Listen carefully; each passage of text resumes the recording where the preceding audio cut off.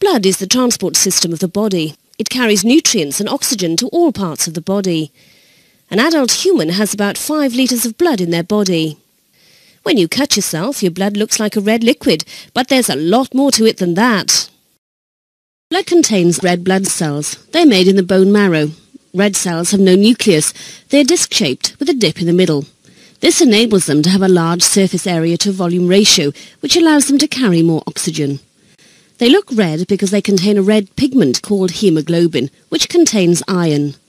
The job of the red cell is to transport oxygen and some carbon dioxide around the body.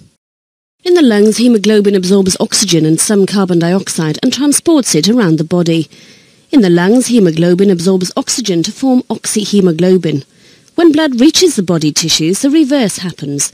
Oxyhemoglobin readily gives up oxygen. White cells are much larger than red cells. They have a nucleus and there are far less of them, approximately 700 red cells to 1 white cell. They are made in the bone marrow. Their job is to protect the body against disease. Platelets are small fragments of cells. They have no nucleus and are made in the bone marrow. Their job is to help the blood to clot at a wound.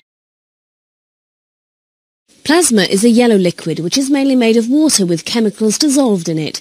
It transports cells and platelets and soluble substances around the body. It carries sugars, amino acids, vitamins and minerals, waste products like urea and carbon dioxide, protein like antibodies, and hormones. Look at the following microscopic slide of blood. Look at the differences between the red and white cells. Identify and draw the cells you see.